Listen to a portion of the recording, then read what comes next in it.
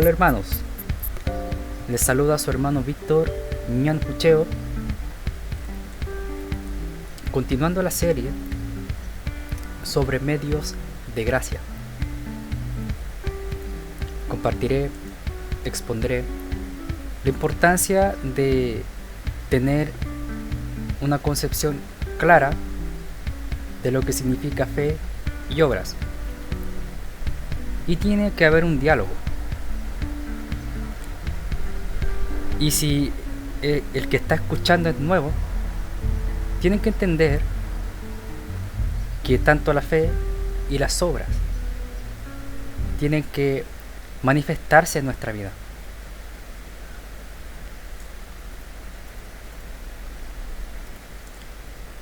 Entonces, diálogo entre fe y obras. ¿Por qué debe haber un diálogo entre fe y obras? Porque lamentablemente en el ser humano, aún en creyentes, no importa la etapa, no importa los años que lleve en la fe. Siempre en nosotros, por la tendencia pecaminosa que tenemos, tendemos a divorciar, a excluir la fe de las obras. Unos teniendo una fe más informacional, sin obras de piedad, y otros, en otro extremo, obedecer, esforzarse, méritos propios, pero con una fe errada, trapos de inmundicia ante Dios.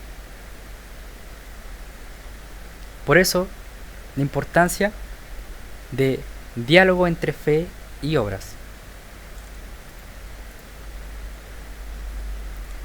Anteriormente, sobre los medios de gracia, vimos la importancia de nuestra relación con Dios, de los vehículos o de los recursos de gracia, medios espirituales, medios de gracia, para nosotros, en cooperación con Dios.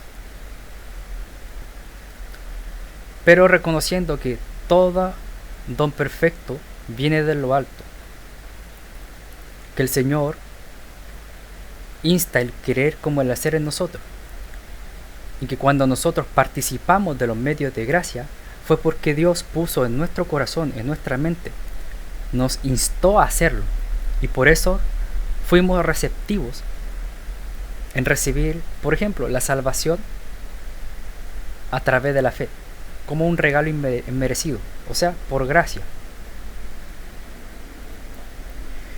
Y también lo que implica los medios de gracia, los recursos espirituales que tenemos, que el propósito no es salvarnos en sí, porque la fe es el medio por excelencia para salvación que encontramos en Cristo. Y Cristo a la vez es el medio o el mediador entre Dios y los hombres. Nosotros tenemos acceso al Padre por medio de Jesucristo y por poner la fe en Él. Pero estos otros medios de gracia sirven para santificarnos. Aquí se encuentran los sacramentos, como es el bautismo, la Santa Cena, y en otras tradiciones consideran el matrimonio como un momento sagrado o un sacramento. También las disciplinas espirituales. El sentido de la disciplina es crear un hábito nuevo, un hábito espiritual para contrarrestar hábitos pecaminosos o ataduras pecaminosas.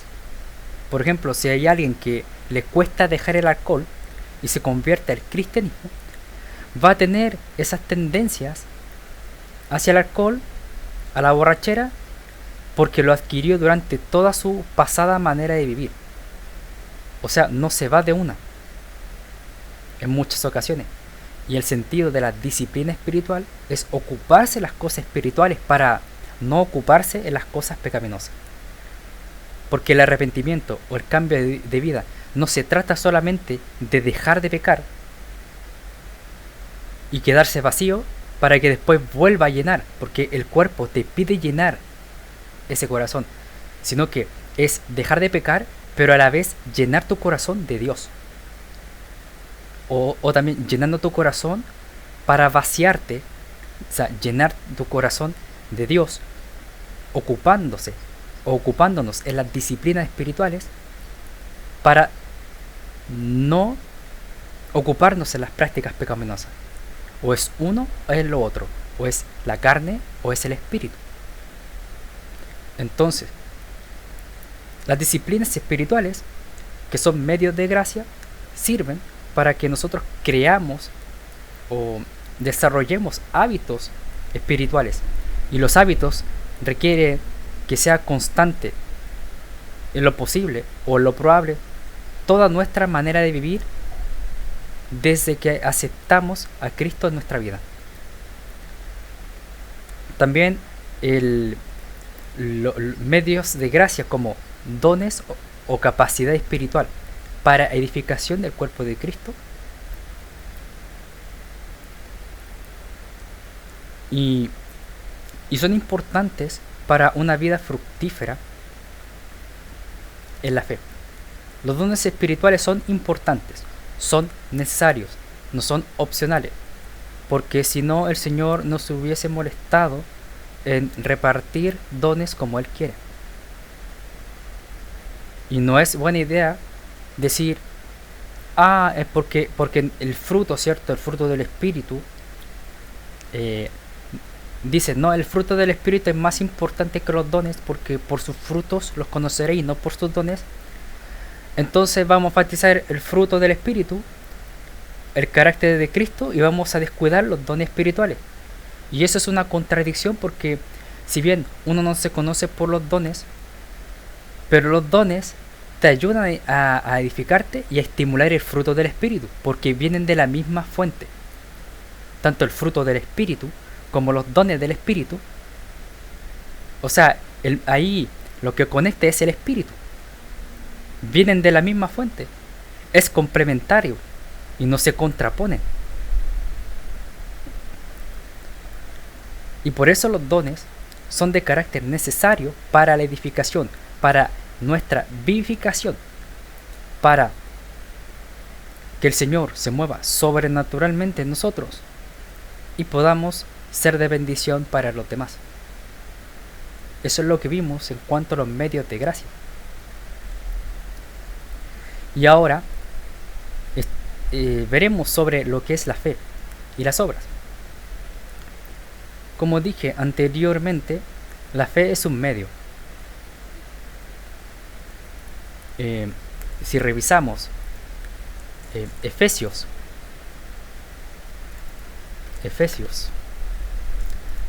2,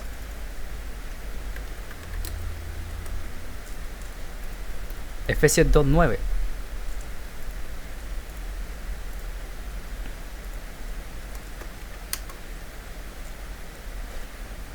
Habla sobre Efesios 2, 8 al 9. Porque por gracia sois salvos por medio de la fe. Ahí te dice que el medio es la fe, por medio de la fe. Entonces nosotros somos salvados por gracia, por un favor inmerecido, y el medio es la fe. Y esto no es de vosotros, o sea, no viene de iniciativa humana propiamente, pues es un regalo de Dios, no por obras, porque la gloria no es para nosotros, sino es para Dios. Entonces la fe es un medio de gracia para recibir la salvación. También la fe es un medio dado por Dios como potencia en el ser humano. O sea que nosotros tenemos la capacidad de creer. Aún el no creyente también tiene la potencia que fue dada por Dios para creer, porque no tendría sentido llamar a todos al arrepentimiento, al impío el arrepentimiento, si no tuviese esa capacidad o esa libertad para responder. Por lo tanto, todo ser humano puede recibir la salvación si en su volición o voluntad ejerce fe. A todos los que le recibieron son considerados hijos de Dios.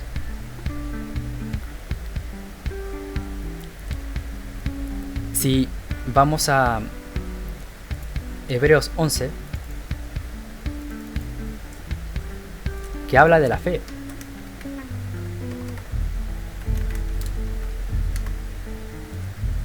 Habla lo que es la definición de la fe. Hebreos 11. Es pues la fe la certeza de lo que se espera, la convicción de lo que no se ve.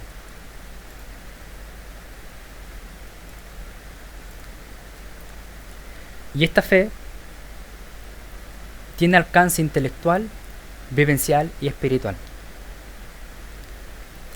Si revisamos un poco más adelante, en el versículo 3 del mismo capítulo, dice: por la fe entendemos haber sido constituidos el universo por la palabra de Dios. O sea, aquí habla de un entendimiento. Por la fe entendemos. Por lo tanto, requiere de lo intelectual. Es vivencial porque si observamos el capítulo completo,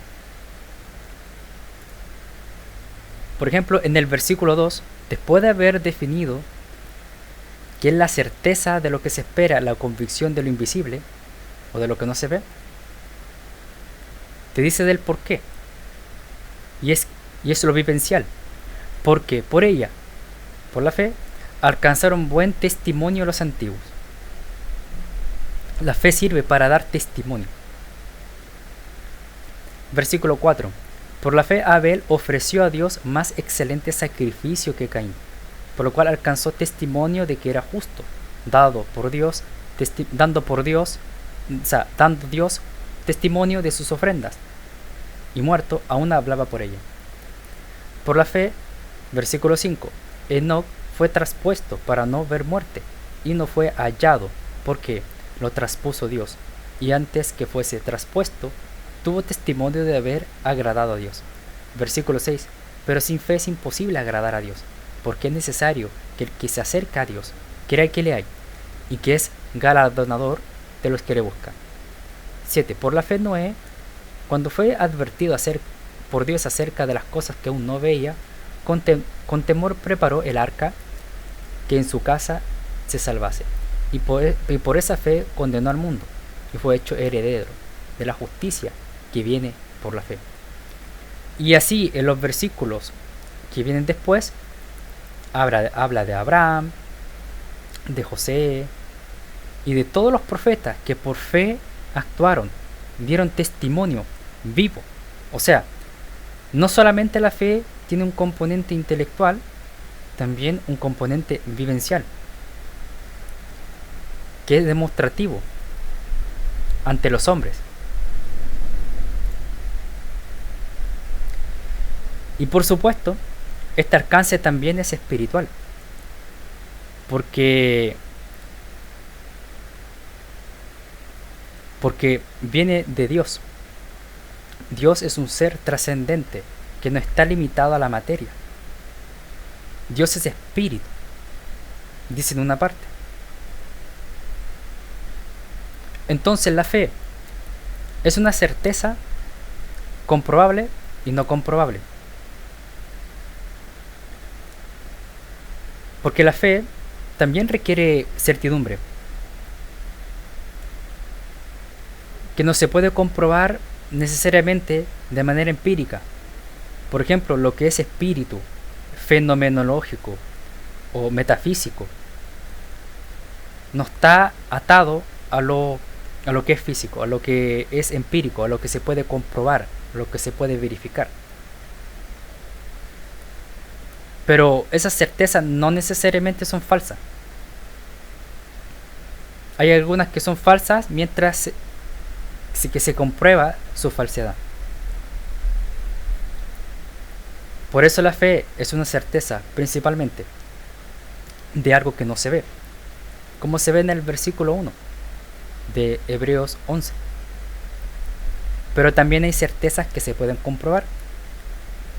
O sea, el mismo contexto de ese capítulo habla de la vida que tuvieron, que es vivencial. La fe que se demuestra por medio de las obras, por medio de la obediencia a Dios. Y que dan cuenta de una realidad espiritual. Por eso hablé de un alcance intelectual, vivencial y espiritual. Por lo que la fe está más allá de lo intelectual, emocional y conductual. La fe requiere de lo intelectual, pero no se limita a lo intelectual. Requiere que uno ponga por obra. Requiere que uno acuda a los medios de gracia, participe en los medios de gracia, participe en la oración, en el estudio de la Biblia, en la exhortación de la palabra, en aplicar lo que Dios nos ha hablado en nuestra vida.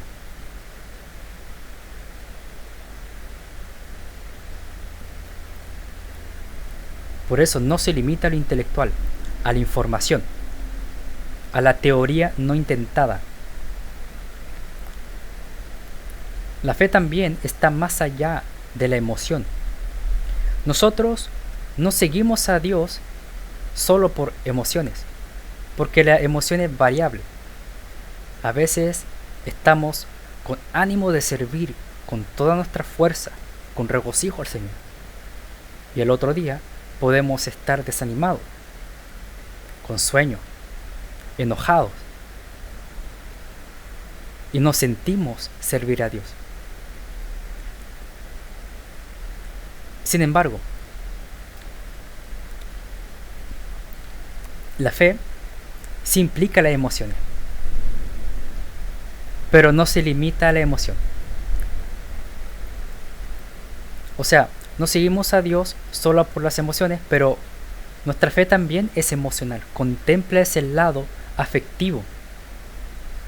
El amor no solamente tiene un componente de obrar, de obediencia, de obligación o de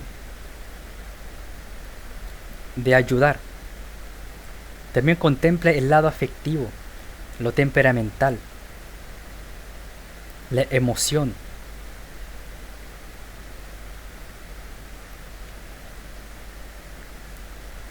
Y por fe, por ejemplo, adquirimos amor de Dios para manifestarlo, que vendría siendo la ortopatía, las emociones correctas, gobernadas por el Espíritu Santo. El fruto del Espíritu también no se limita solo a las virtudes, porque son virtudes. Cuando habla de amor, de gozo, de paz, las virtudes son contrarios a los vicios, que son las obras de la carne. Se contraponen. Pero no es solamente una virtud, es un sentir del Espíritu Santo que moldea, por ejemplo, nuestros sentimientos.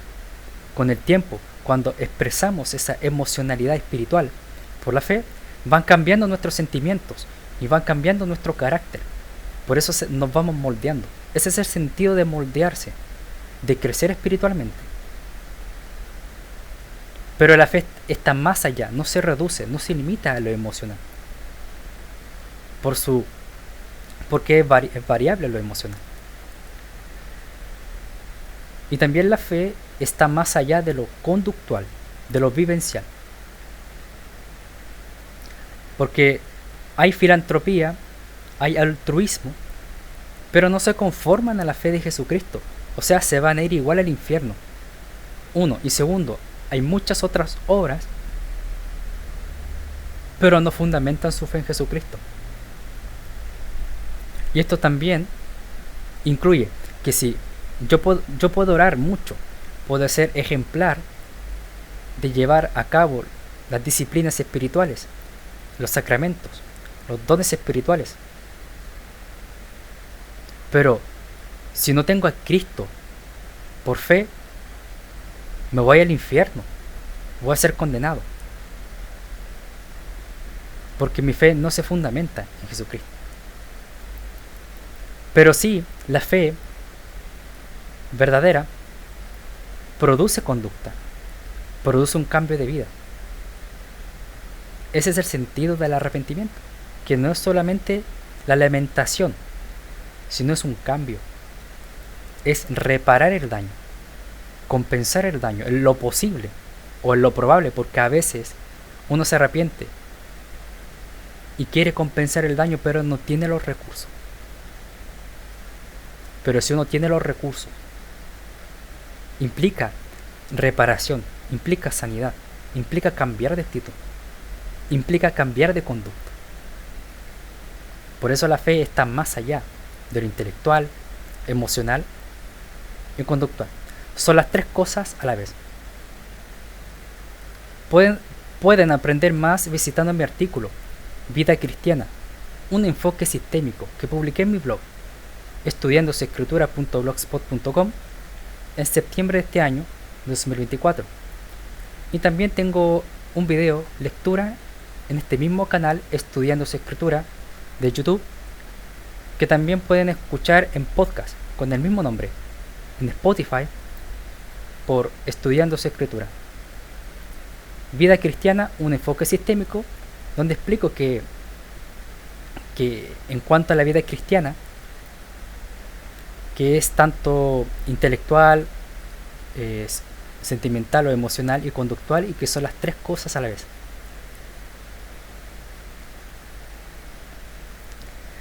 También está otro elemento en donde nosotros podemos caer, y por eso tenemos que tener cuidado. La fe de los demonios. Vamos a revisar ciertos versículos.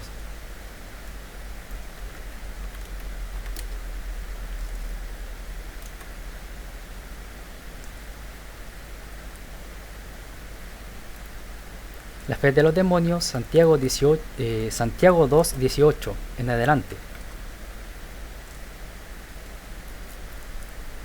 Pero alguno dirá: tú tienes fe y yo tengo obras. Muéstrame tu fe. Esperen un momento. Ahora sí. Santiago capítulo 2, versículo 18 dice: pero alguno dirá: tú tienes fe y yo tengo obras. Muéstrame tu fe sin tus obras, y yo te mostraré mi fe por mis obras. Versículo 19. Tú crees que Dios es uno, bien haces. También los demonios creen y tiemblan. Versículo 20. ¿Más quieres saber, hombre vano, que la fe sin obra es muerta? Versículo 21. ¿No fue justificado por las obras Abraham nuestro padre cuando ofreció a su hijo Isaac sobre el altar? Versículo 22. ¿No ves que la fe actuó juntamente con sus obras y que la fe se perfeccionó por las obras? Versículo 23. Y se cumplió la escritura que dice: Abraham creyó a Dios y le fue contado por justicia, y fue llamado amigo de Dios. Aquí atestigua de que los demonios creen, pero tiemblan, porque esa fe no agrada a Dios.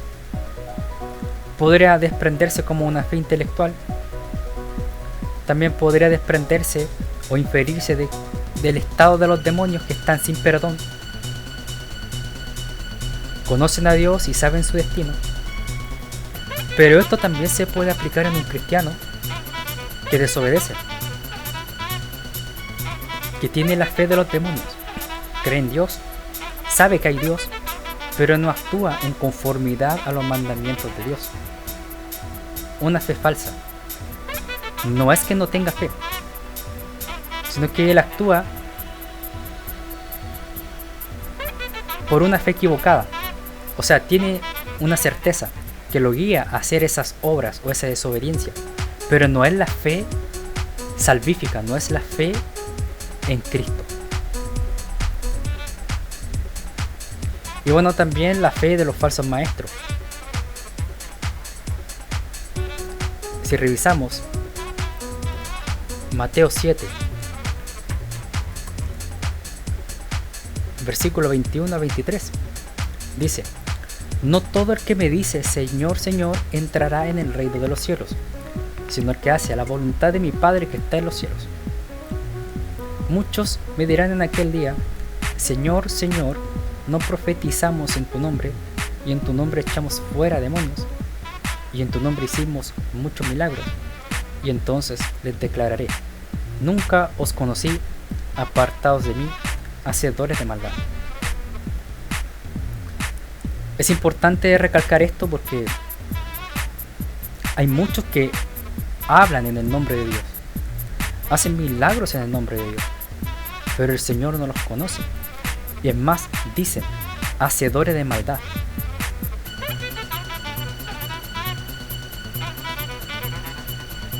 Y esto puede aplicar en un creyente que puede estar en un ministerio, que puede estar ejerciendo dones espirituales, puede estar practicando una disciplina espiritual, pero sin conformarse verdaderamente en la fe al Señor Jesucristo. Por algo el Señor aquí les dice: apartados de mí, hacedores de maldad, porque su fe era su egoísmo. Su fe era gloriarse de lo que Dios hacía, era vanagloriarse porque no glorificaban a Dios. Puede ser, pero el asunto es que acá hay una discordancia. Hacían las cosas, o sea, obedecían entre comillas, pero no eran del agrado de Dios, o sea, no tenían verdaderamente una fe cimentada en Jesucristo.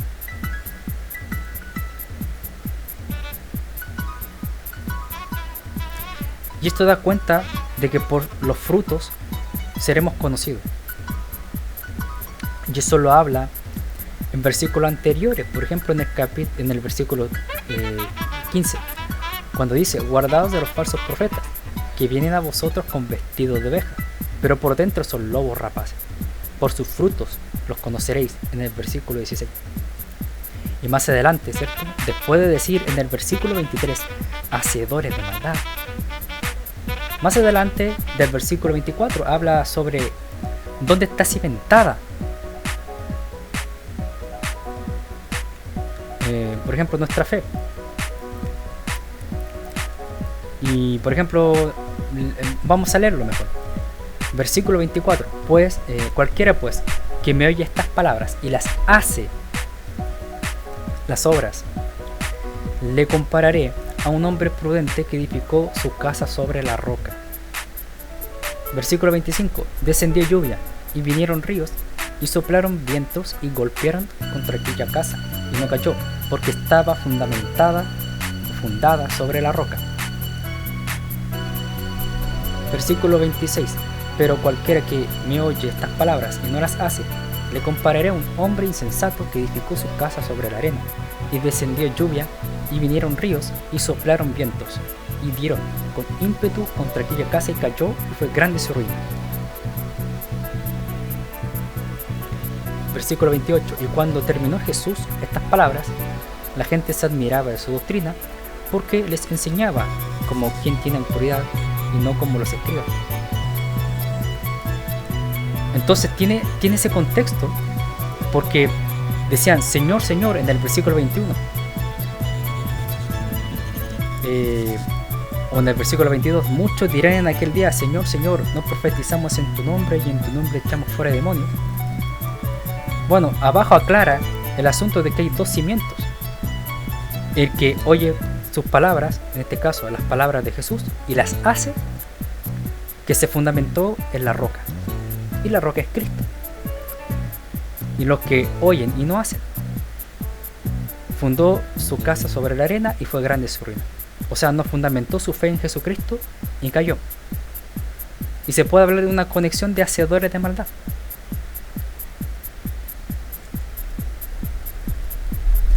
Entonces esto pasa cuando la fe no corresponde con sus obras. Hay una discordancia, no hay un diálogo, hay un desbalance. Ahora vamos a ver sobre las obras. Las obras en cuanto a lo que es obediencia. Puede ser un síntoma, tanto positivo como negativo, de lo que creemos. O sea, toda creencia genera fruto. Sí, puede ser. Pero si nuestra creencia no genera fruto, quizás nuestra creencia esté equivocada. Realmente no creemos en eso, sino creemos en otra cosa, que estamos dando fruto de otra cosa. Por ejemplo, yo puedo decir que creo en Dios, pero si hago lo malo, claro, no creo verdaderamente en Dios, porque no se ven en las obras. Tengo un conocimiento o una creencia informacional en cuanto a Dios, pero si yo hago las obras de la carne es porque realmente tengo mi fe en las obras de la carne y por eso hago lo malo. Tengo una fe errada. Por ejemplo, la obediencia, cuando hablé de positivo o negativo, bueno, puede ser positivo en el sentido de dar frutos dignos de arrepentimiento. Si vamos a Mateo capítulo 8, versículo 10, cuando Juan el Bautista predicaba, decía: haced pues frutos dignos de arrepentimiento, y no penséis decir dentro de vosotros mismos: a Abraham tenemos por padre, porque yo os digo que Dios puede levantar hijos a Abraham aún de estas piedras, y ya también el hacha está puesta a la raíz de los árboles. Por tanto, todo árbol que no da buen fruto es cortado y echado en el fuego.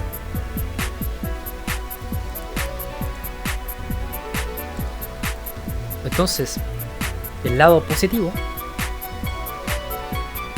es dar frutos dignos de arrepentimiento, como un ejemplo de lo que es la obediencia a Dios, porque Dios llama al arrepentimiento, y el resultado de arrepentimiento es cambiar, no quedarse como uno está.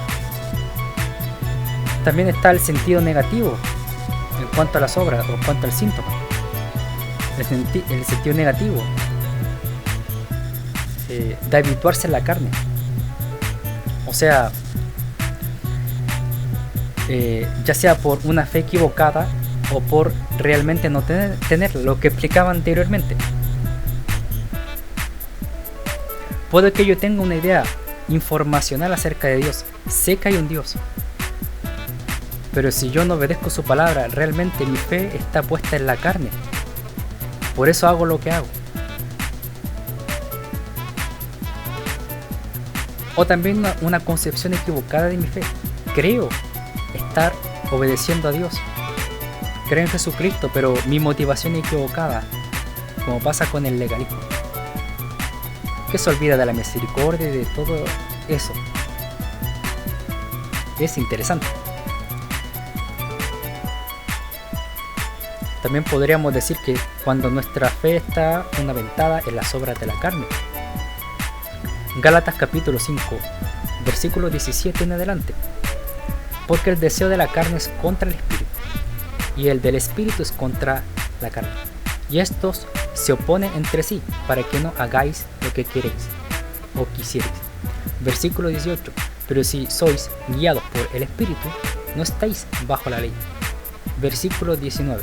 Y manifiestas son las obras de la carne, que son adulterio, fornicación, inmundicia, lascivia. Versículo 20. Idolatría, hechicerías, enemistades, pleitos, celos, iras, contiendas, disensiones, herejías. Versículo 21. Envidias, homicidios, borracheras, orgías y cosas semejantes a estas, acerca de las cuales os amonesto, como ya os lo he dicho antes, que los que practican tales cosas no heredarán el reino de Dios. Si nuestra fe está puesta en las obras de la carne, es obvio que es una fe equivocada. Es como la fe de los demonios. Sabemos de Dios, pero hacemos lo contrario a lo que honra a Dios. También, o porque realmente no tenemos fe en Dios. Entonces estos son los síntomas, positivo y negativo. Si creemos en Dios, vamos a dar un síntoma o una consecuencia positiva de nuestra fe, que es la obediencia, acudir a los medios de gracia, disciplinarnos y crecer en la fe.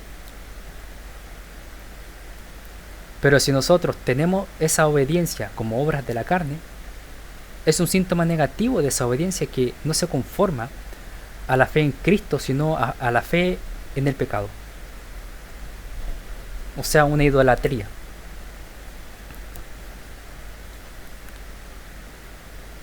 Y nosotros debemos evitar esa discordancia. No hay algo bueno cuando se divorcia la fe y las obras en cuanto a nuestra manera de vivir. Tanto la fe y las obras debe armonizarse en un cristiano. Debe entenderse como un diálogo o verdades paralelas que no se excluyen entre sí en nuestra experiencia de vida. Un hijo de Dios debe mantener un equilibrio entre ambas. La hipocresía es resultado de un desbalance o incoherencia entre fe y obras, es decir y no hacer. Un cristiano consistente con su fe obrará, obedecerá en lo probable a Dios. Y digo lo probable porque lo ideal es que un cristiano no mienta, no peque. Pero en la realidad, el cristiano va a caer en pecado porque somos errables, no somos infalibles.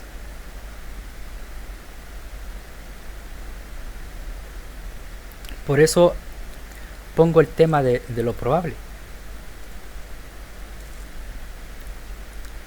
Y hay un problema en cuanto a cierto estilo de predicación, porque yo no estoy en contra, y de hecho es bueno, cuando se denuncia el pecado, cuando se habla de obedecer a Dios, porque la Escritura manda que nosotros exhortemos, denunciemos el pecado,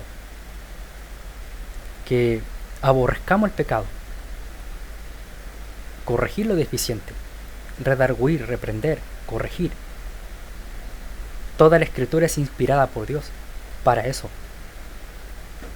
El tema es que cuando se predica desde un enfoque idealista, que no se conforma totalmente con la realidad, empiezan a exigir, predicar contra el pecado, duro contra el paganismo, duro contra la herejía, duro con eso, y que el cristiano tiene que ser perfecto, no se puede equivocar. Y eso es un enfoque errado. O sea, estoy de acuerdo de que se denuncia el pecado, sí, pero no de un enfoque idealista, sino de un enfoque realista, partiendo de que nosotros erramos. Porque si yo parto de que, o predico, de que el cristiano tiene que obedecer, tiene que hacer esto. Bueno, la Escritura habla de que nosotros tenemos abogado. Por ejemplo, en 1 de Juan, capítulo 2, versículo 1 dice: hijitos míos, estas cosas os escribo para que no pequéis. O sea, la voluntad de Dios es para que nosotros no pequemos. Pero agrega: y si alguno hubiere pecado, abogado tenemos para con el Padre, a Jesucristo. O sea, la realidad es que vamos a pecar. La realidad es que vamos a pecar. Entonces considero incorrecto ese enfoque que solamente se encarga de hablar del pecado como si nosotros fuésemos perfectos, como si fuéramos unos marcianos, un extraterrestre, como que no fuésemos de carne y hueso, como si fuésemos infalibles. Y se hace un escándalo porque esta persona pecó, es que le falta más disciplina. Eso enfoque legalista, perfeccionista. Y realmente el cristiano no es perfecto en cuanto porque es errable. O sea, si vamos a predicar, por ejemplo, que sea desde un enfoque realista, de que nosotros podemos equivocarnos, Y ese es el sentido de predicar de humildad.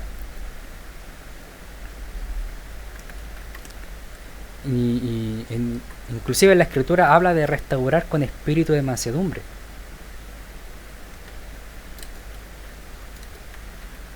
Mire, voy a buscar el versículo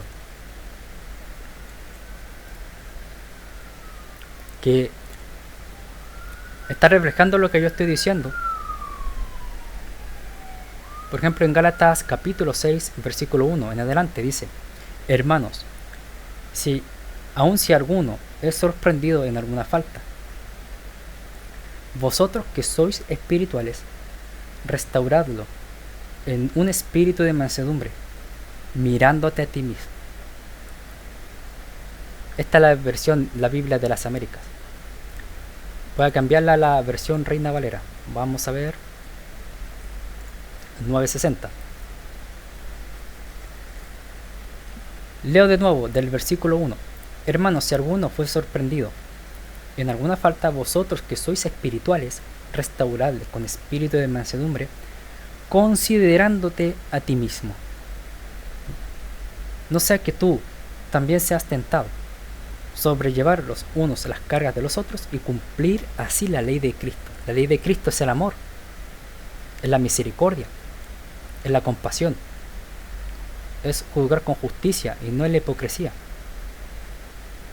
Y en el versículo 1 habla considerándote a ti mismo. Entonces, si uno va a predicar en contra del pecado, es bueno hacerlo desde una postura realista que refleja la escritura. No desde que uno es perfecto, impecable, no. Sino que uno puede errar. Y por eso está el sentido de la humildad. Entonces, es bueno darle al pecado, sí, pero considerándote a ti mismo. O sea, con misericordia, con compasión. Como a uno le gustaría que lo corrigieran. No solamente a palo o con metal que resuena, sino con misericordia, con amor. Desde un enfoque que uno se puede equivocar. Porque, digamos la verdad, aunque uno diga que no hay que pecar, el cristiano va a pecar igual. Si está habituado en los ataques de rabia, va a tener ataques de rabia. Por más que uno le diga que las obras de la carne, la ira, es un pecado. Entonces predicar de un enfoque idealista, ilusorio, de que uno tiene que ser perfecto, es un error. Y no es que yo esté justificando el pecado. Por eso hablo sobre un cristiano consistente con su fe, obrará, obedecerá en lo probable a Dios.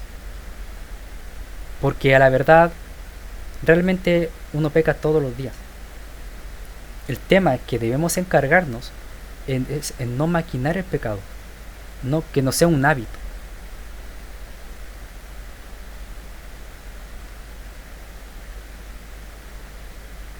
Entonces, para ser nosotros consistentes, obedeceremos en lo probable a Dios, con la ayuda de Jesucristo. Ahora quisiera entrar sobre lo que es presuposición y evidencia. Estos ya son términos más técnicos, pero sería interesante que ustedes conocieran, aunque sea de manera superficial, lo que voy a decir. Porque está relacionado con la fe y la obra. La fe se presupone, se da por sentada una realidad, sin necesidad de probar tangiblemente la certeza. O sea, nosotros creemos porque presuponemos que existe una realidad intangible, una realidad que está más allá de lo físico, una realidad trascendental. Dios es inmaterial y podemos comprender esa inmaterialidad por medio de la fe, porque así lo dispuso Dios. Nosotros damos por sentado su realidad, no probamos empíricamente su realidad, como lo emplea el método científico contemporáneo. Y la fe presupone una certeza que no necesariamente se puede probar científicamente, pero también no necesariamente es falsa. Recuerda que había dicho que la fe está más allá del intelecto. En eso creemos los cristianos. La certeza de lo que se espera, la convicción de lo que no se ve. La evidencia sugiere experimentar. Por ejemplo, nosotros cuando obedecemos experimentamos. Aunque no es lo mismo experimentar desde un enfoque cientificista, digamos. La evidencia sugiere tener experiencia, o ver, o algo evidente. Y aquí entra el tema de lo objetivo y subjetivo. Lo subjetivo es lo que uno experimenta en primera persona, o lo que uno siente. Y lo objetivo es lo que está fuera de nosotros, que se puede confirmar con varios testigos. Y la experiencia tiene tanto lo objetivo y subjetivo en el ser humano. Por ejemplo, existe la ley objetiva y la ley subjetiva.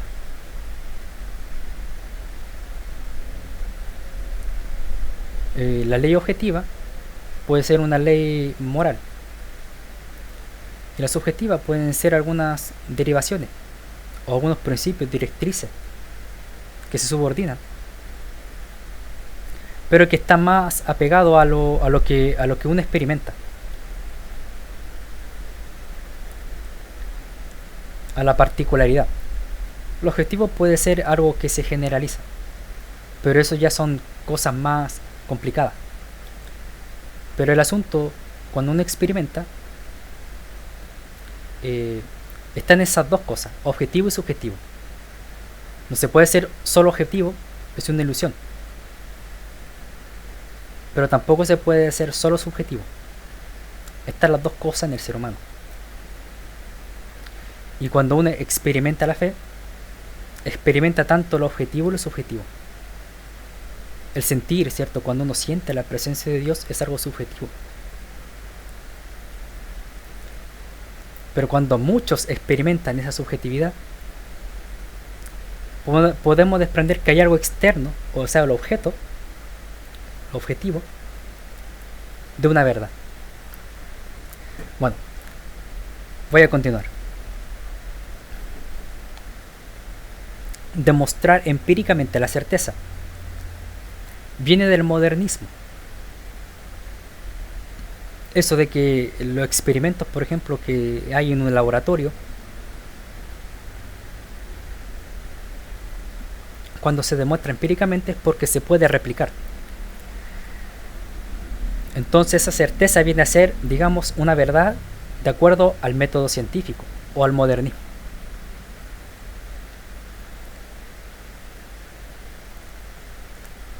Pero dentro de una cosmovisión cristiana, Dios es, se presupone, se da por sentado, más que probar empíricamente su existencia. Revisemos el versículo, Éxodo 3:14. El nombre de Dios. Y respondió Dios a Moisés: Yo soy el que soy. Y dijo así: Así dirás a los hijos de Israel: Yo soy, me envió a vosotros. Éxodo 3:14.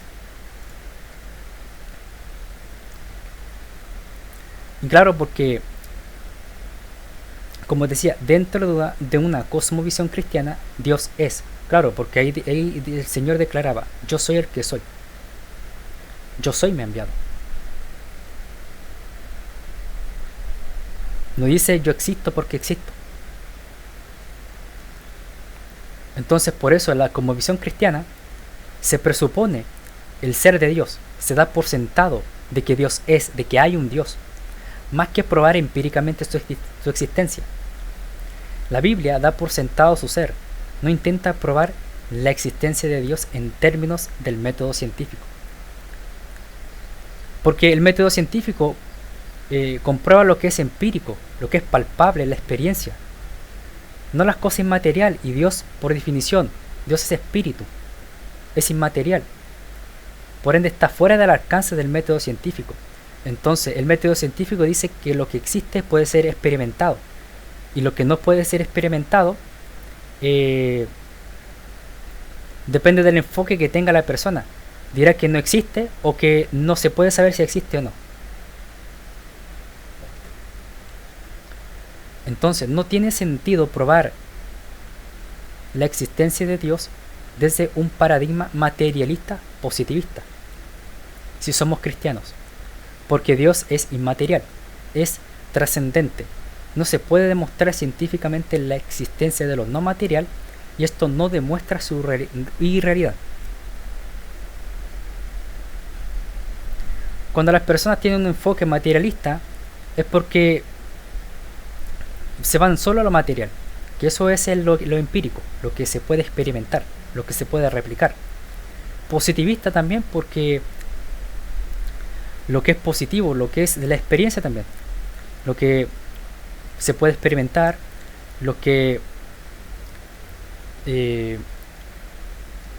o lo que niega lo sobrenatural, lo que niega los fenómenos.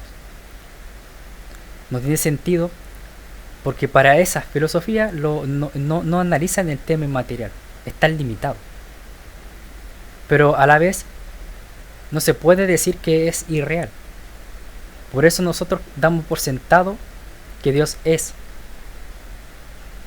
Porque Dios es trascendente, es eterno, está más allá de una realidad materialista o de la comprobación del método científico.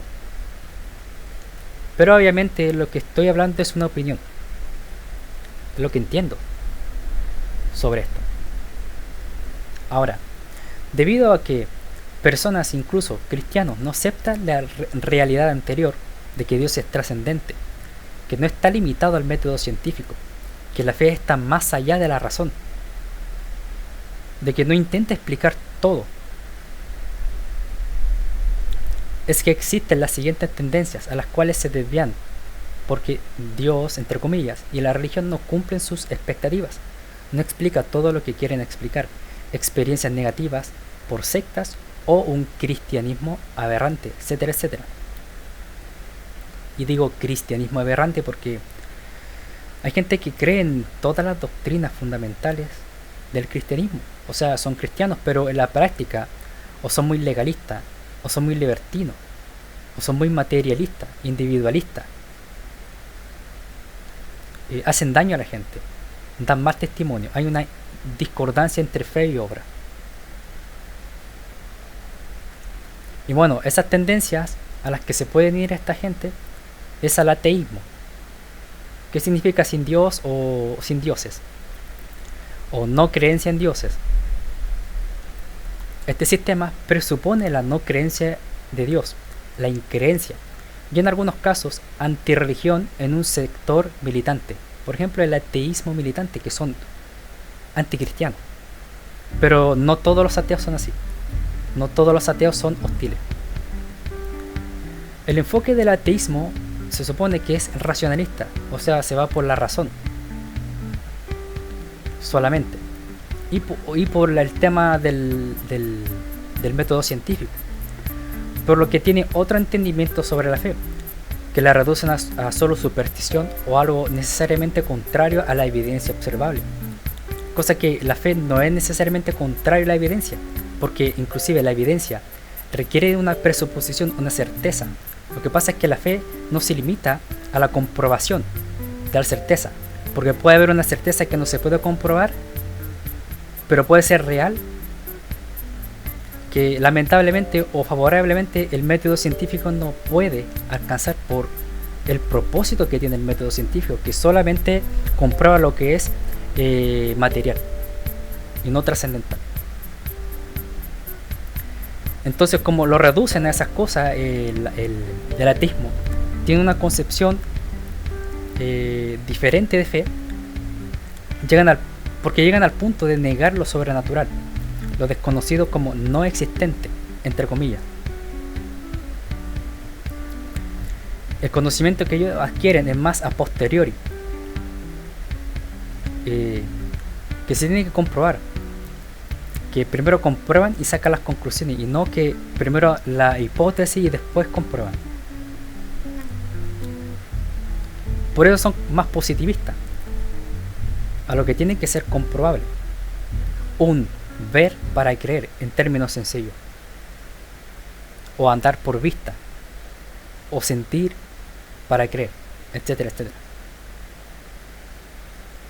En cierto sentido, cuando un creyente vive la vida como se le da la gana, es decir, sin observar un marco moral, por ejemplo, la ley del amor, la ley de Jesucristo, la ley del Espíritu, puede considerarse como un ateo práctico, entre comillas, es decir, vive como si Dios no existiera. Para más información en cuanto a este tema, puede revisar el artículo Ateísmo del equipo ETC del año 2022 de la enciclopedia Concepto, y la página web es concepto.d/ateísmo. También otra tendencia a las que se van puede ser el agnosticismo, que significa sin conocimiento. Thomas H. Huxley, que vivió en los años 1825 al 1895. Agnosticismo, contraparte de gnosticismo. El agnosticismo significa sin conocimiento y gnosticismo significa conocimiento. El gnosticismo era una corriente filosófica que se contraponía al cristianismo. Era una herejía.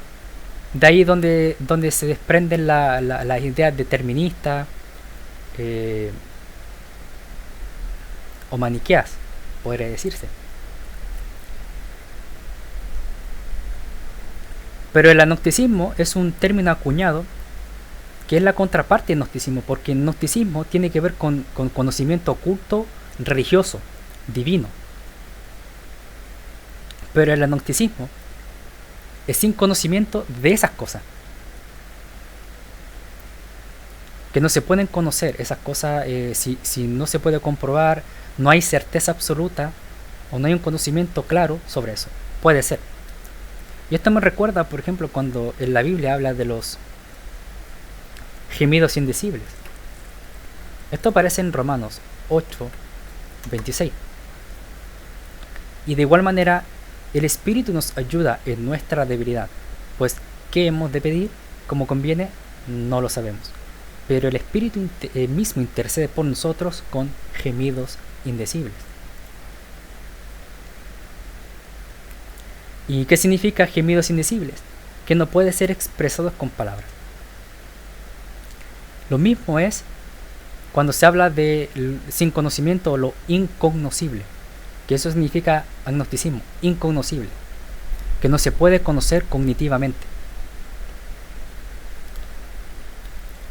Y ellos postulan de no saber si existe o no Dios. O sea, a diferencia del ateísmo, que presupone que no hay Dios, que es imposible, el agnosticismo dice no saber con claridad si hay o no Dios, y que no es tan relevante eso porque ellos se van al tema del método científico. Por ejemplo, un agnóstico diría que Dios no se puede, por el método científico no se puede demostrar la existencia de Dios, pero tampoco se puede demostrar su inexistencia.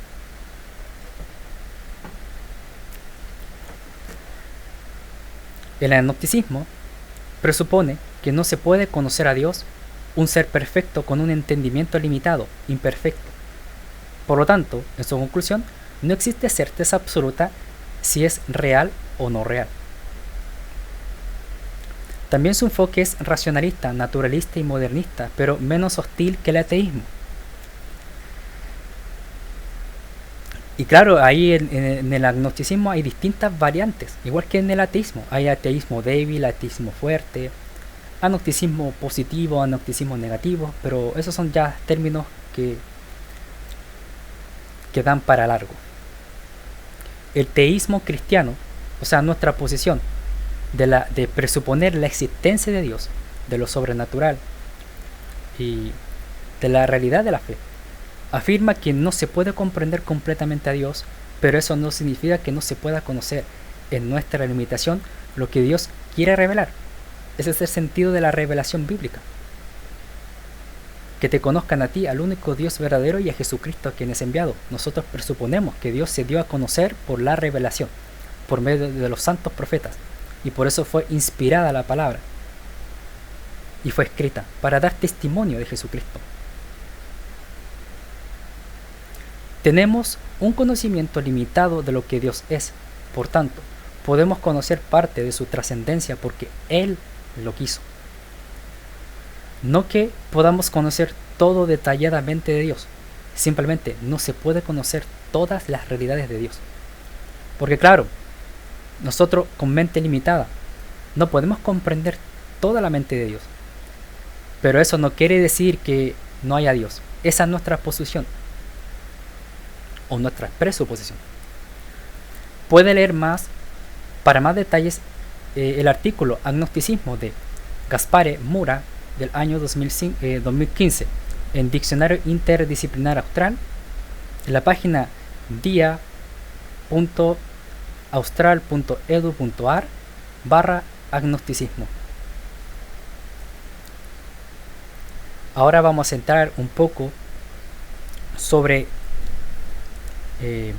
corrientes apologéticas o defensa de la fe de tendencia presuposicionalistas o evidencialistas. Existen distintos enfoques apologéticos teístas. Teísta es la contraparte de ateísta. El presuposicionalismo, como dice su nombre, su enfoque es defender la fe con base a presuposiciones, suposiciones dadas por sentado o certezas que se creen por sentado.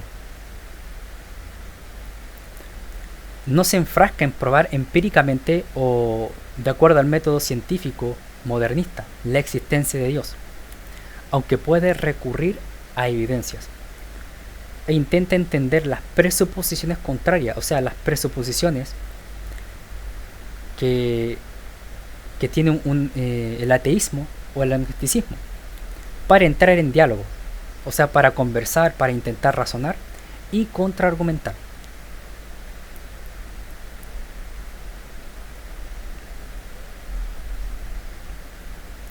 El evidencialismo, por otra parte, como indica su nombre, su enfoque es defender la fe con base a evidencias literarias, históricas, filosóficas, como un razonamiento de por qué Dios existe.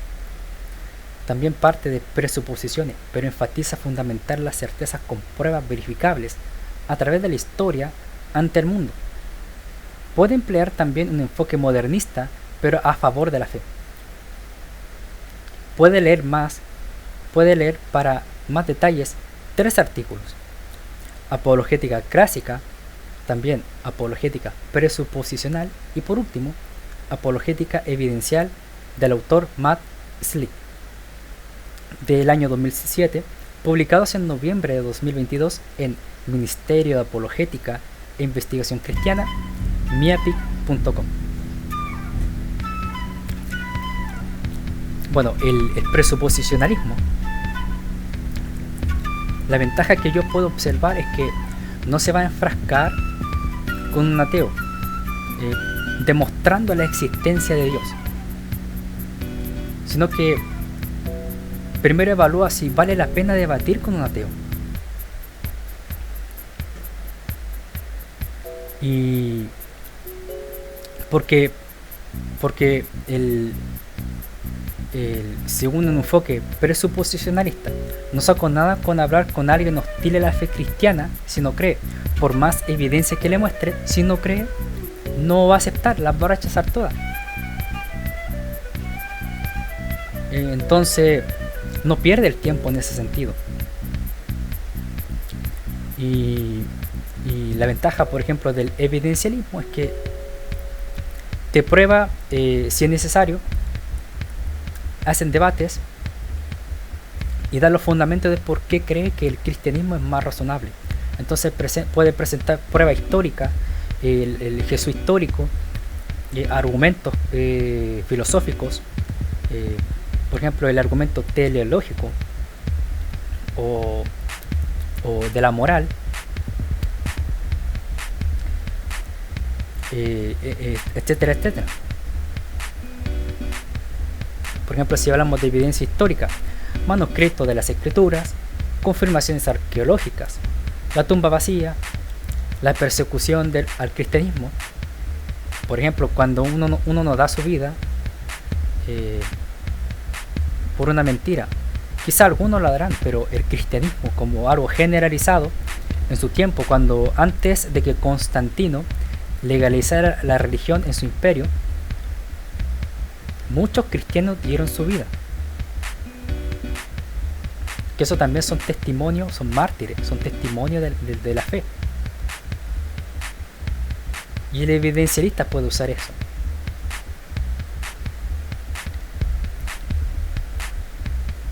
Y todo eso da testimonio para el mundo de una verdad trascendente.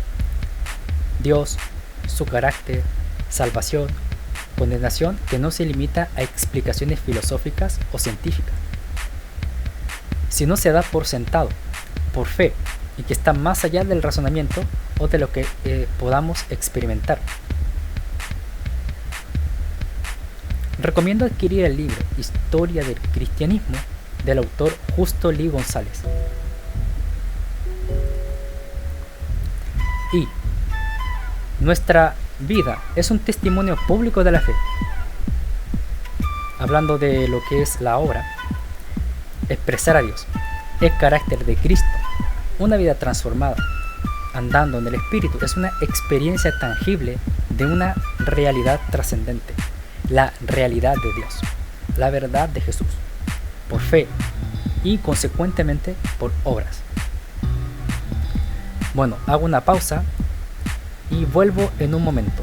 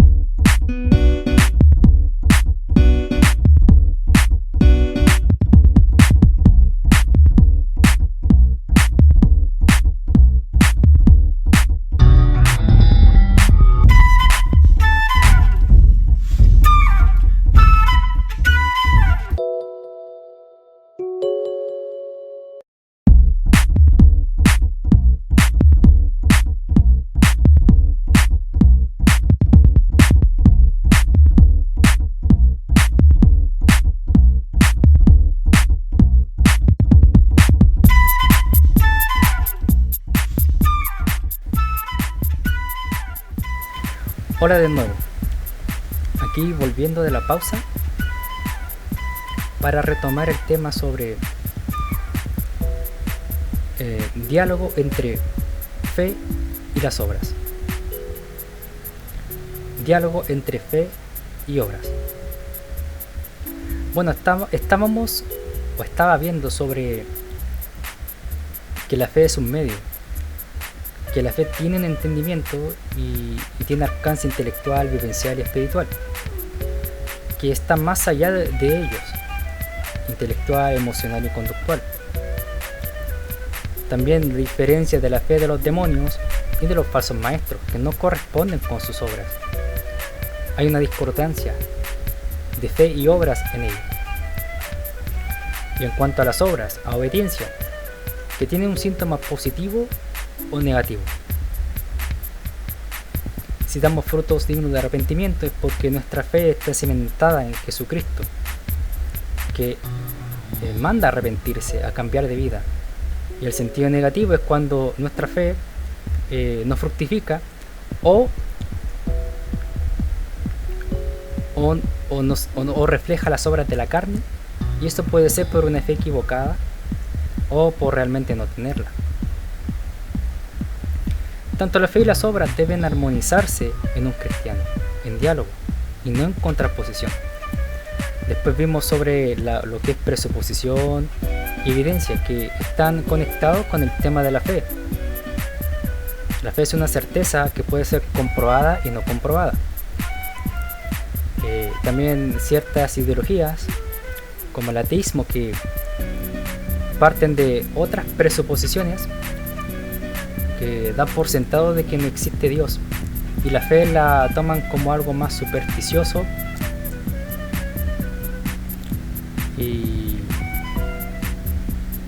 o con cosas que siempre es contrario a la comprobación, siendo que la fe o la evidencia empírica no necesariamente se contrapone a la fe. Lo que pasa es que lo empírico comprueba lo que se puede observar en la experiencia, pero la fe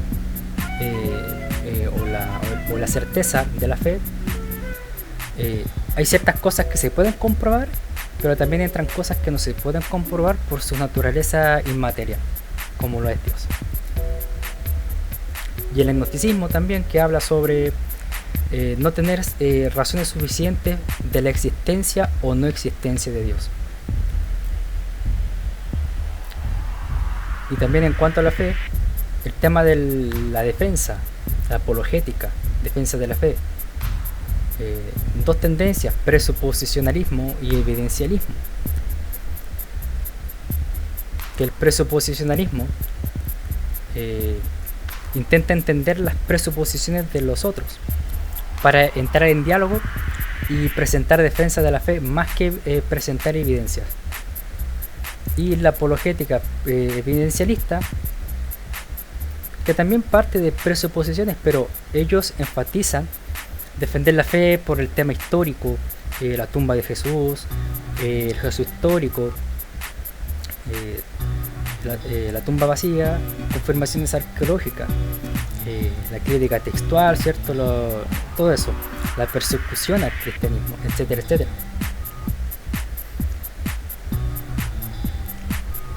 Y que nuestra vida, ¿cierto? Es un testimonio público de la fe, expresa a Dios, el carácter de Cristo.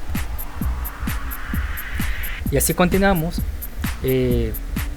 Ahora, volviendo al tema de la fe, que la fe es un medio para recibir la salvación. Eso se repitió anteriormente. La fe es un regalo de Dios para todos los seres humanos, una potencia que fue dada para recibir la salvación como agentes libres. Por ejemplo, en la creación, el Señor nos creó a su imagen y semejanza, y eso fue antes de la caída, por lo que tiene la libertad, el albedrío. Y lamentablemente el hombre o el ser humano desobedeció. El tema del pecado original, que postulan a consecuencia del pecado de Adán. Por ejemplo, en Génesis, voy a leerlo mejor. Génesis 3, 6 en adelante. Dice: y vio la mujer que el árbol era bueno para comer, y que era agradable a los ojos, y árbol codiciable para alcanzar la sabiduría. Y tomó de su fruto y comió, y dio también a su marido, el cual comió así como ella. Entonces fueron abiertos los ojos de ambos, y conocieron que estaban desnudos. Entonces cosieron hojas de higuera y se hicieron delantales. Y oyeron la voz de Jehová su Dios, Jehová Dios, que se paseaba en el huerto al aire del día. Y el hombre y su mujer se escondieron de la presencia de Jehová Dios entre los árboles del huerto. Mas Jehová Dios llamó al hombre y le dijo: ¿dónde estás tú? Y él respondió: oí tu voz en el huerto y tuve miedo porque estaba desnudo y me escondí. Y Dios le dijo: ¿quién te enseñó que estabas desnudo? Has comido del árbol de que yo te mandé que no comieses. Y el hombre respondió: la mujer que me diste por compañera me dio del árbol y yo comí. Entonces Jehová Dios dijo a la mujer: ¿qué es lo que has hecho? Y dijo la mujer: la serpiente me engañó y comí. Y Jehová Dios dijo a la serpiente: por cuanto hiciste eso, maldita serás entre todas las bestias y entre todos los animales del campo. Sobre tu pecho andarás y polvo comerás todos los días de tu vida. Y pondré enemistad entre ti y la mujer, y entre tu simiente y la simiente suya. Esta te herirá en el calcañar, la cabeza, y tú le herirás en el calcañar. Y a la mujer dijo: multiplicaré en gran manera los dolores de tus preñeces. Con dolor darás a luz los hijos, y tu deseo será para tu marido, y él se enseñoreará de ti. Y al hombre dijo: por cuanto obedeciste a la voz de tu mujer y comiste del árbol que te mandé diciendo: no comerás de él, maldita será la tierra por tu causa, con dolor comerás de ella todos los días de tu vida. Y así continúa el relato, donde se presupone el tema del pecado original, el cual relata el ingreso del pecado a la humanidad según Romanos 5:12.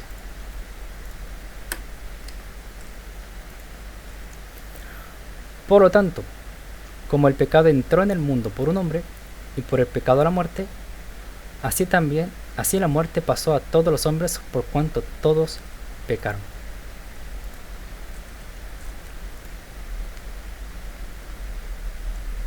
Entonces el ingreso del pecado a toda la humanidad, que relata Génesis 3 del 6 en adelante y Romanos 5:12, hace que todos tengamos una inclinación hacia el pecado desde que nacemos, al error, a la maldad. Aún nuestro albedrío fue afectado, porque cuando nosotros tenemos conciencia de pecado y no hacemos el bien, es pecado. Sin embargo, no prueba que el ser humano esté incapacitado, sin la potencia de creer. Por eso Dios llama a todos al arrepentimiento.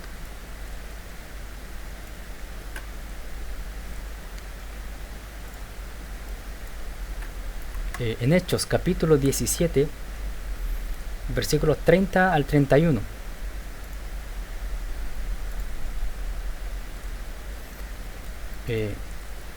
Hechos capítulo 17, versículo 30 a 31, versión Reina Valera contemporánea. Dice: Dios, que ha pasado por alto esos tiempos de ignorancia, ahora quiere que todos, en todas partes, se arrepientan. Versículo 31. Porque Él ha establecido un día en que, por medio de aquel varón que escogió y que resucitó de los muertos, juzgará al mundo con justicia. Esto prueba de que si el Señor quiere que todos, en todas partes, se arrepientan,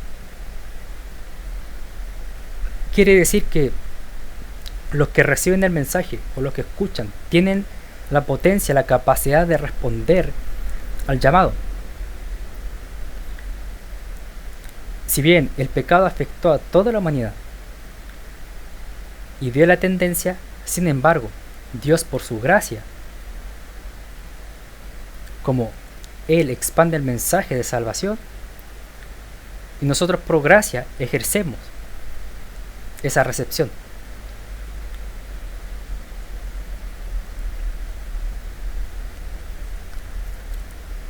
Y también en Isaías, que esto también no tendría sentido, por ejemplo, porque hay un entendimiento en cuanto a la depravación del hombre total, que inclusive dicen que uno no puede está inhabilitado totalmente. Y a tal punto de que porque Adán pecó, ese pecado también nosotros pecamos.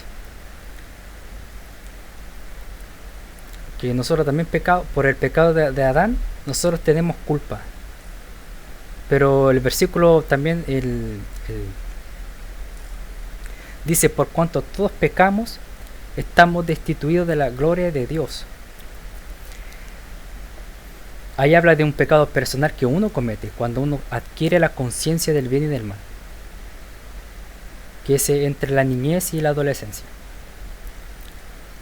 Pero acá la escritura, por ejemplo en Isaías capítulo 51, versículo 7 en adelante, Reina Valera contemporánea, dice: que dejen los impíos su camino y los malvados sus malos pensamientos.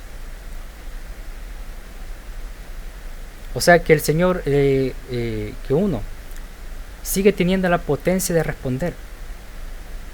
Y claro, esa potencia fue dada en la creación. Cuando el Señor nos creó a imagen y semejanza de Dios en Génesis 1, si no me equivoco, 27. Sí, 27.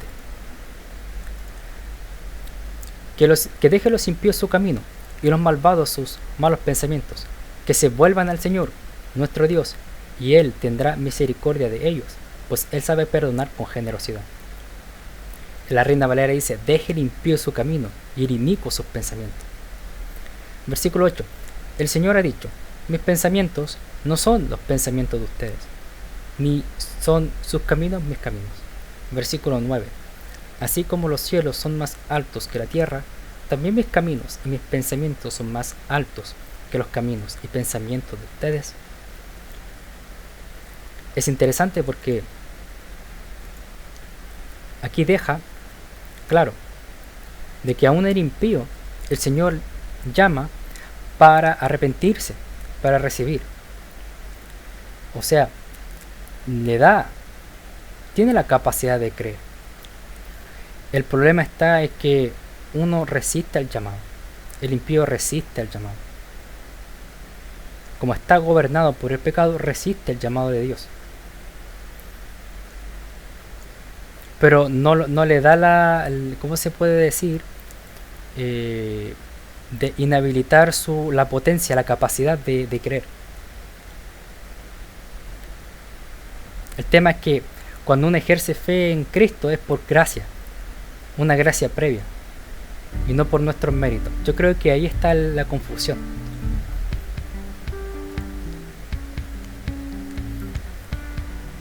Bueno, seguimos. Las obras son las actividades para ejercer la fe.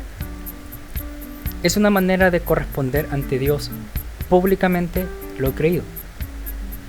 Por lo menos lo que se puede demostrar, porque la justificación no siempre puede ser visible. Solo cuando estemos con el Señor sabremos con certeza absoluta si el que cree y no dio fruto público de justificación fue o no salvo. Compárese, por ejemplo, con el de la cruz, con el que murió en la cruz. Esto queda en Lucas.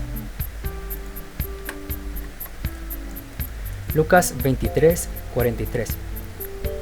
Entonces Jesús le dijo: de cierto te digo que hoy estarás en el paraíso.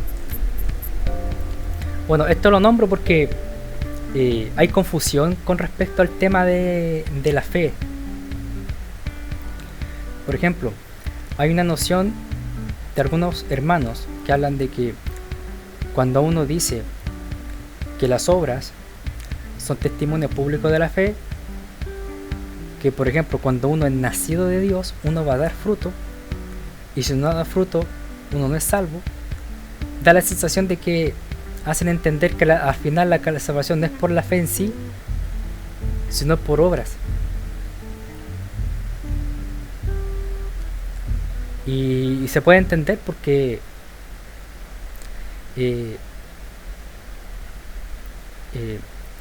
se supone que la fe tiene fruto. La fe verdadera corresponde a los mandamientos de Dios.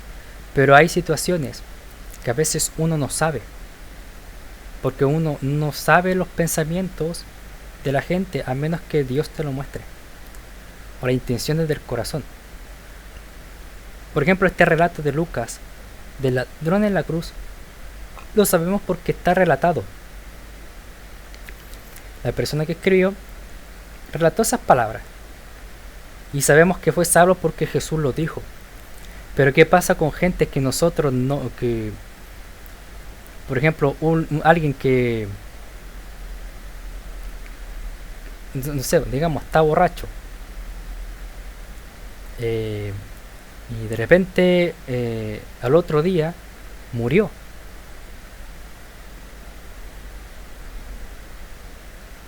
Y no sabemos si murió en ese estado o si confesó a Jesucristo en sus últimas palabras. Entonces ahí la fe no tuvo, digamos, oportunidad, o el hombre no tuvo oportunidad, si es que creyó en Jesucristo, si es que confesó a Jesucristo. No hubo un proceso de demostración de las obras, en obras, así como lo que pasó en la cruz. Entonces cabe la pregunta de que ¿siempre la fe se demuestra con obras? En cuanto a, por ejemplo, en cuanto a la salvación, yo creo que en la mayoría de los casos sí, pero no son en todos los casos. ¿Por qué? El ladrón en la cruz.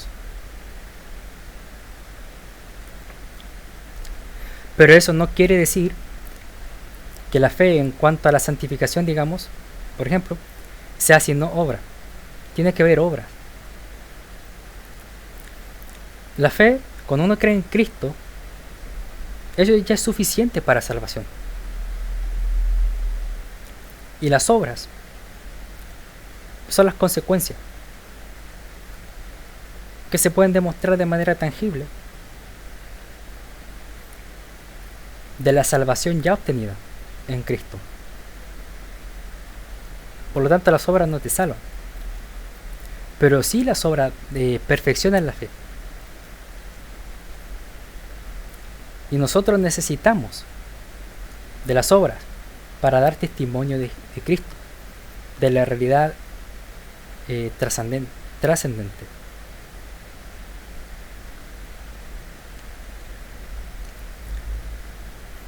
Para dar testimonio del amor de Dios, para hacer diferencia de la fe de los demonios o del ateísmo práctico, la fe por lo general entonces se demuestra. Hay una entrega, hay un cambio de vida. Un cristiano no puede quedar estéril. Si queda estéril es porque no está asimilando a Dios en su vida. Es porque no está siendo cristocéntrico. Es porque no estamos habituándonos, disciplinándonos espiritualmente por los medios de gracia. Y entonces la fe y las obras tienen que tener un diálogo, tienen que concordar en un cristiano, en un nacido de nuevo, porque lo necesitamos y porque los demás que no conocen a Cristo necesitan de ese testimonio. Gloria a Dios. Entonces podemos entender por el tema de las obras y por qué se relaciona con la fe. Número 1, un testimonio tangible de una realidad intangible en nuestro interior, como lo hablaba en un podcast anterior, el tema del bautismo, que el bautismo refleja públicamente lo que ha ocurrido en nuestro interior.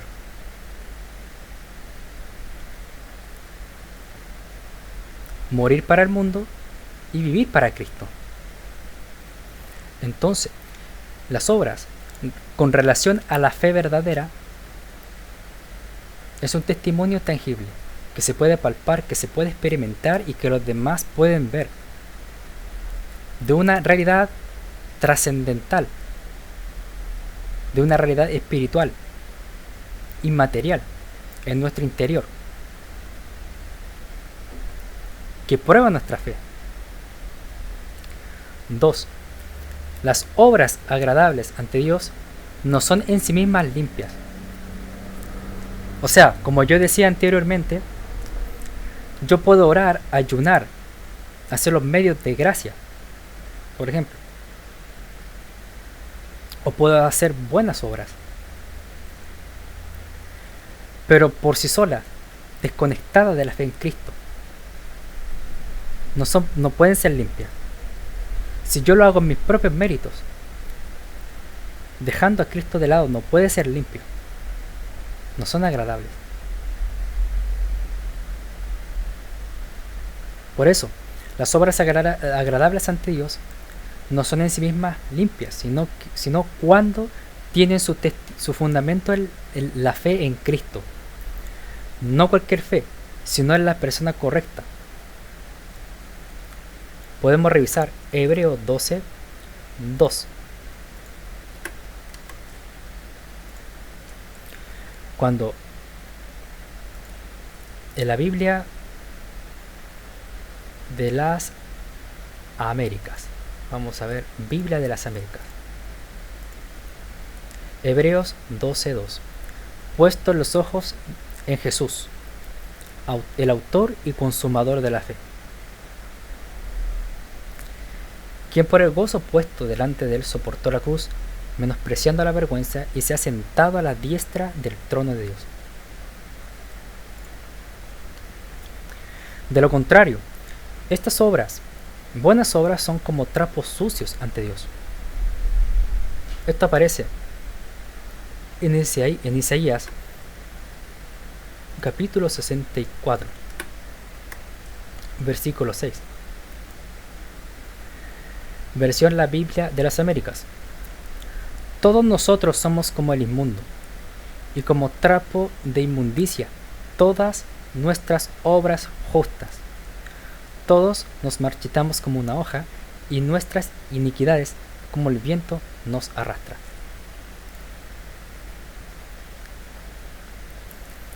Entonces las obras que no están fundamentadas en la fe en Cristo, Dios Padre, aunque sean buenas obras, las mira como trapos sucios, como trapo de inmundicia. Y eso también lleva a que nuestros méritos, cuando están sin Cristo, son sucios ante Él. No agradamos a Dios.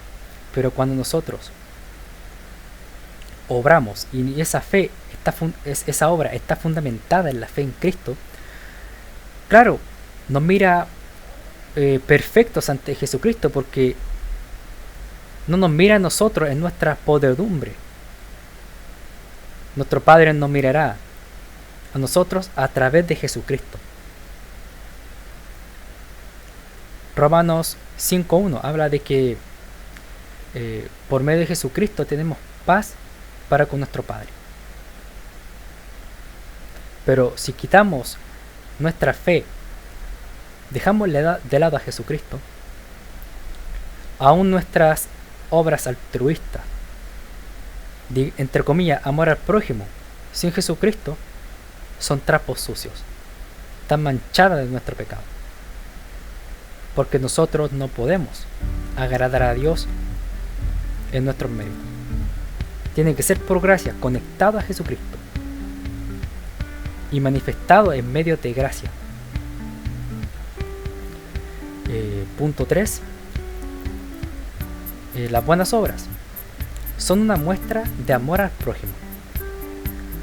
Obrar nuestra fe bendice a los demás, no solo a nosotros.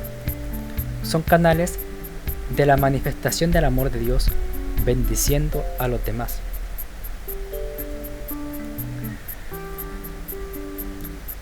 El mundo incrédulo se les puede hablar de Dios, pero por culpa de nuestras malas acciones o de la gente hipócrita se decepciona y generaliza. Entonces ven nuestras malas obras, y esas malas obras son tropiezo cuando son iluminados con el Evangelio. Son manchas o son obstáculos para que ellos se rindan a los pies de Cristo porque se fijan en lo que hacemos. Nosotros somos como una Biblia abierta para ellos. Mientras que nuestra Biblia es la palabra de Dios, pero para el mundo incrédulo, ellos no creen en Dios y no ven la Biblia en sí, pero sí nos observan a nosotros. Y por eso nosotros somos una Biblia abierta al mundo.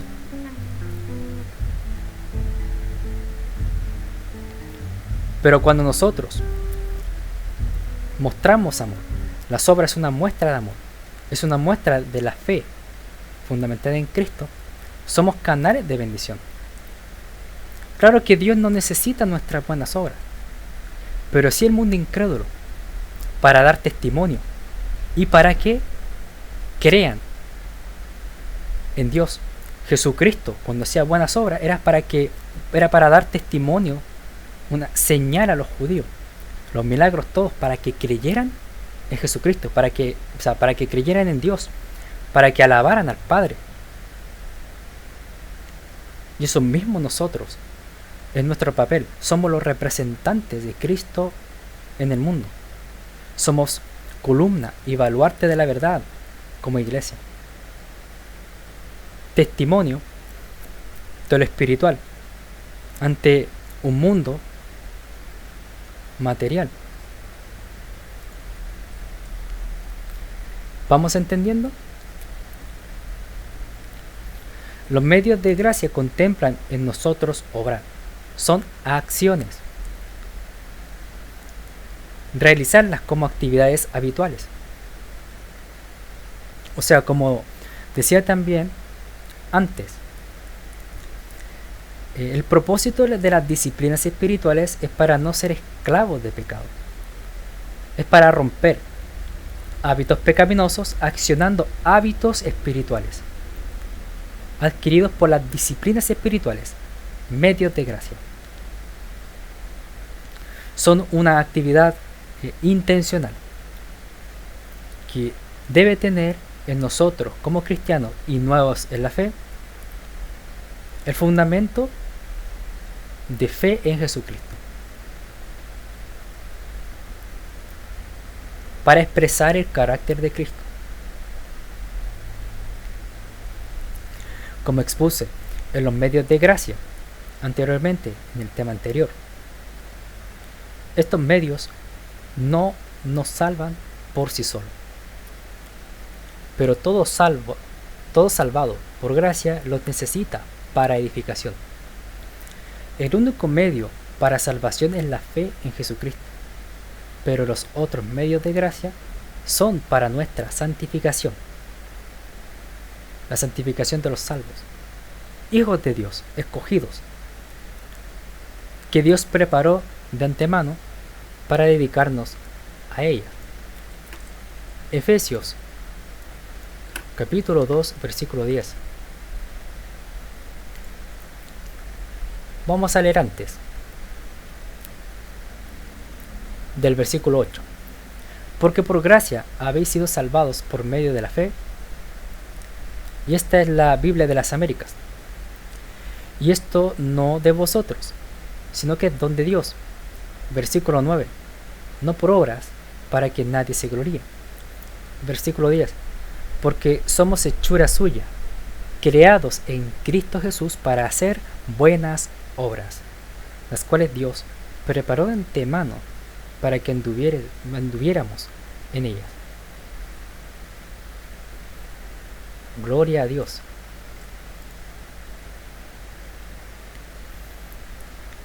Entonces esta es la intención del Señor,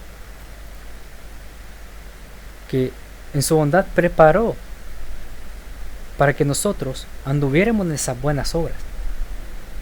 Por ende, para accionar los medios de gracia. Por ende, para autodisciplinarnos.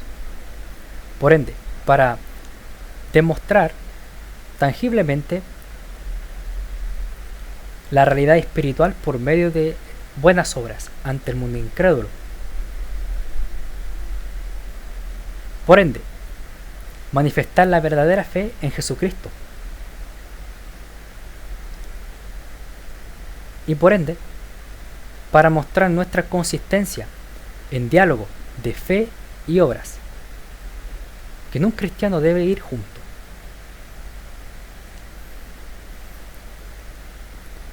La mejor manera, pienso, de defender la fe es con base a vivir el cristianismo consistentemente,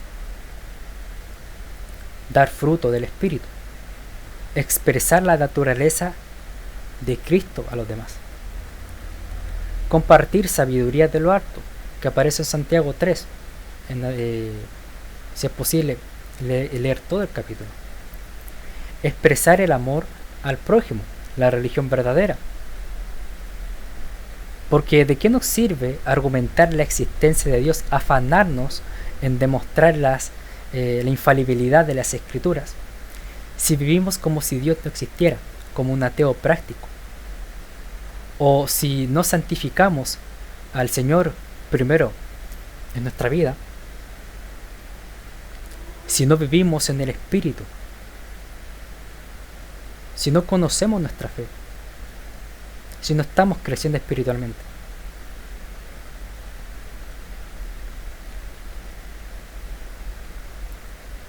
Hacer evidente ante los demás nuestra fe por medio de buenas obras fundamentadas en Jesucristo. Eso es lo que pienso cuando se habla de defender la fe de manera implícita. Por eso, es necesario mantener en diálogo, no contraponer la fe y las obras, para no caer en esos extremos de obedecer con una fe equivocada, legalismo, salvación por obra, perfeccionismo, o creer informalmente, de información, informacionalmente, sin fruto de obediencia práctica, lo que cae en libertinismo. Mientras que el legalismo es un extremo donde enfatiza lo legal, la ley, el literalismo.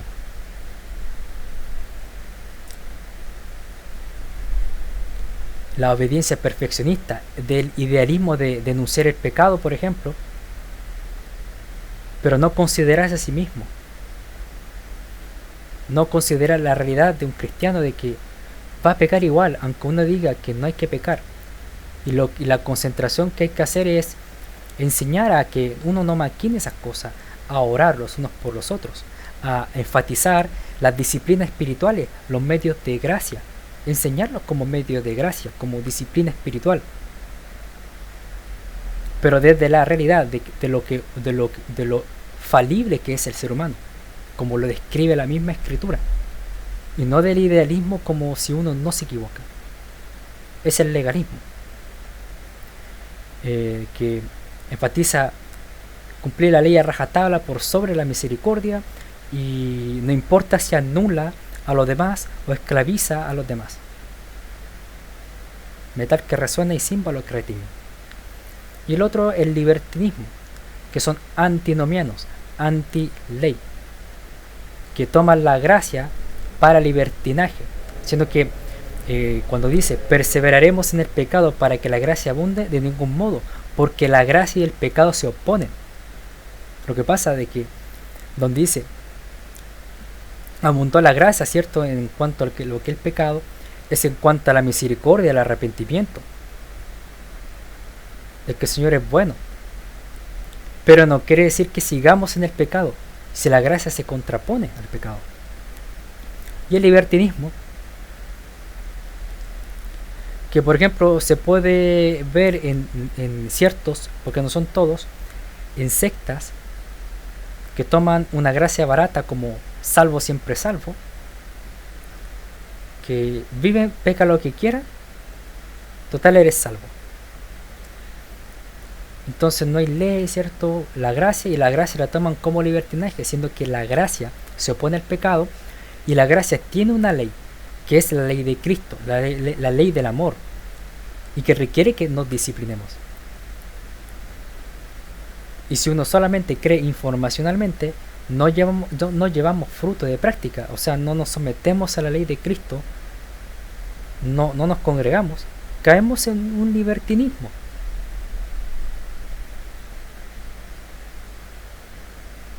Que fundamenta su fe en las obras de la carne.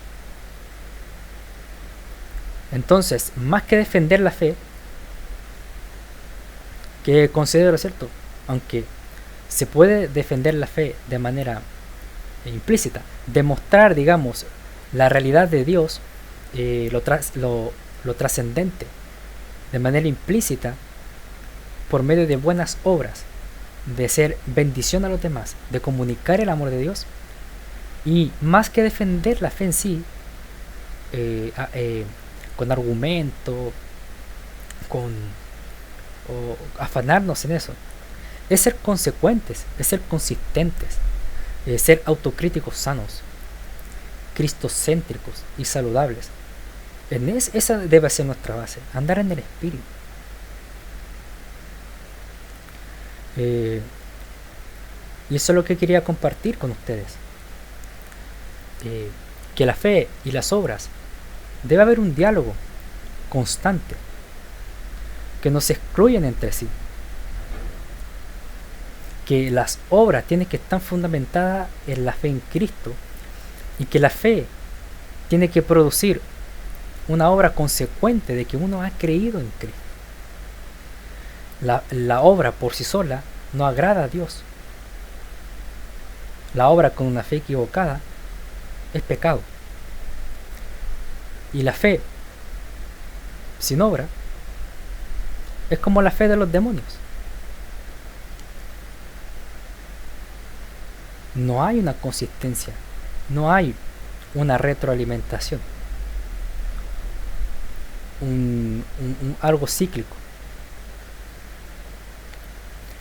Y bueno, lamentablemente en internet está esta moda de apología basura, como se denomina, como la acuñó J.P. Martínez, si no me equivoco.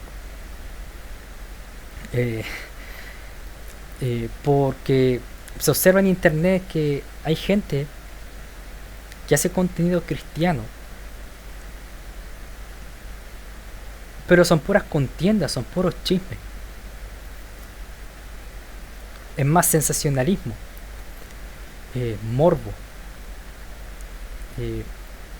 y algunos conspiracionismo, que abunda el falso testimonio. Eso no reflejan cristianismo, no reflejan la verdadera espiritualidad. Y también está esa falsa sana doctrina, que parecen más fundamentalistas yihadistas que cristianos. Que si uno no está de acuerdo o da su opinión, te condenan. Prácticamente te tiran las bestias del apocalipsis, o te tratan de libertino, porque uno no cree en su legalismo disfrazado de sana doctrina, o en ese idealismo de que hay que denunciar el pecado desde una postura perfecta, como si uno fuese impecable, en vez de la realidad de que todos fallamos, y que más que hay que denunciar el pecado, pero considerarse a sí mismo, corregir, pero considerarse a sí mismo, porque eso refleja la escritura.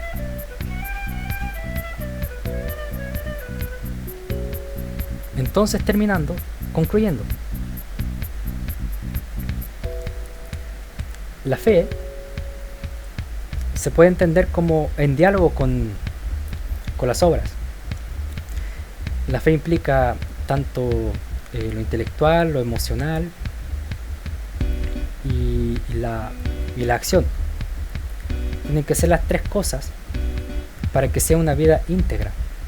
Pero también está más allá de lo que nosotros podemos razonar, podemos experimentar.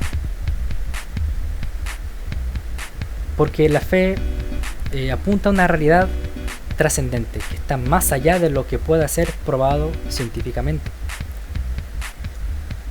o racionalmente, o emocionalmente. También el tema de los presupuestos de otras pensamiento, corriente de pensamiento como el ateísmo, que tiene otro enfoque, otra presuposición, o el agnosticismo, que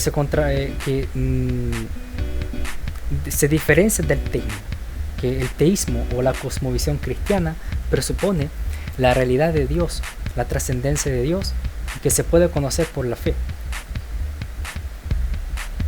mientras que el ateísmo presupone la no existencia de Dios y de lo que no puede ser verificado empíricamente. Y el agnosticismo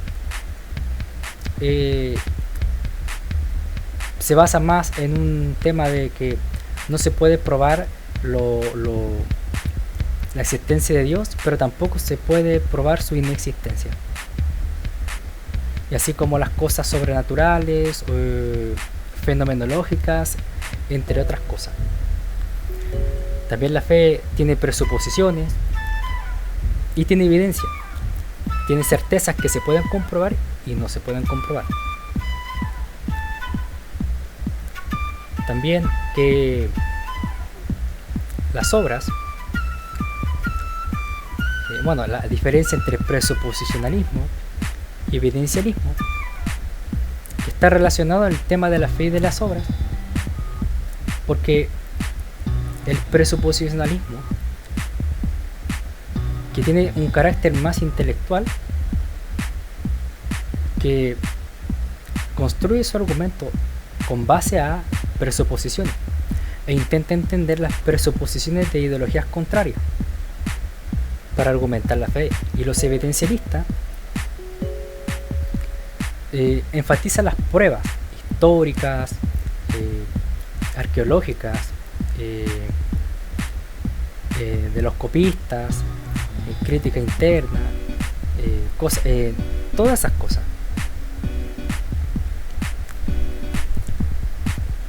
También los medios de gracia que contemplan el obrar, las acciones, son testimonios públicos, un testimonio tangible de lo intangible, un testimonio público, físico, experimental de las cosas que son trascendentes, que son inmateriales. Dios es espíritu y el espíritu es inmaterial. Y que las obras deben concordar con la fe, y la fe debe concordar con las obras en un cristiano. Y como nuevos en la fe, si algunos son nuevos, tomen en cuenta todas estas explicaciones. Obviamente yo puedo tener algún error en lo que estoy diciendo porque son cosas que no son fáciles de explicar, pero con el tiempo ustedes entenderán. La idea es que ustedes crezcan en la fe. Y yo estoy compartiendo esto porque a alguien le puede servir.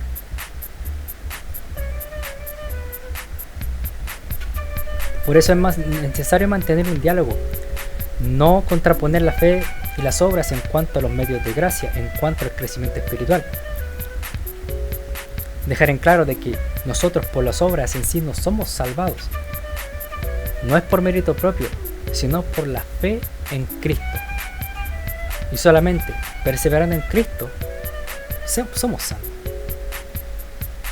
Pero nosotros debemos procurar mostrar esa realidad salvadora al mundo por medio de buenas obras, porque ellos son los que necesitan buenas obras. Nosotros, entre hermanos, necesitamos las buenas obras para hacer bendición, para dar testimonio, para dar defensa de la fe de manera implícita,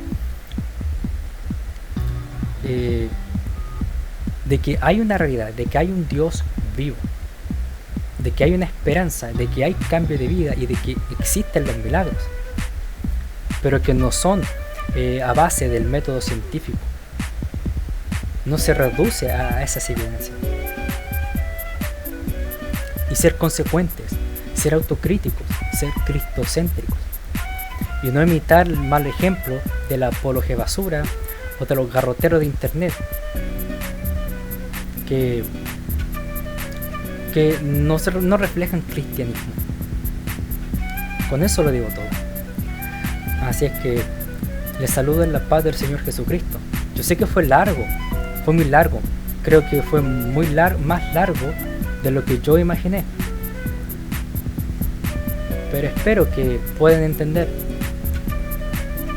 Y si no entienden, escuchen, ¿no?, nuevamente el video, comprueben la información que estoy hablando.